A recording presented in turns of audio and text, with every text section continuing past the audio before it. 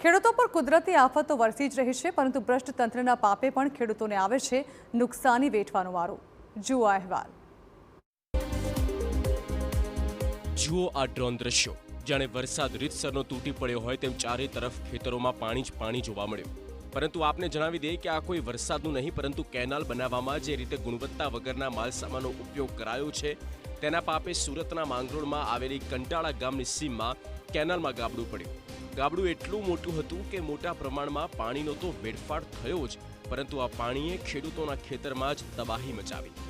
ઉકાઈ જમણા કાંઠાની કેનાલમાં ભ્રષ્ટાચારનું ગાબડું પડતા ખેતરમાં જળબંબાકારની સ્થિતિ છે, જેના કારણે પાકને પણ મોટા પ્રમાણમાં નુકસાનની ભીતિ ખેડૂતો સેવી રહ્યા છે।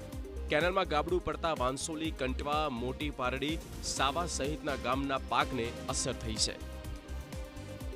1972 માં આનું નિર્માણ થયું હતું અને 10 થી 12 વર્ષ પહેલા આ કોન્ક્રીટથી આ કેનાલ પાકી બનાવવામાં આવી હતી। ત્યારે જે રીતે કેનાલમાં ગાબડું પડી ગયું છે, ખેડૂતોને ખૂબ ભારે હાલાકી ભોગવવાનો વારો આવી રહ્યો છે। ઝડપથી કેનાલનું ફરીથી સમારકામ થાય અને ખેડૂતોને સિંચાઈનું પાણી મળી રહે તેવી ખેડૂતો માંગ કરી રહ્યા છે।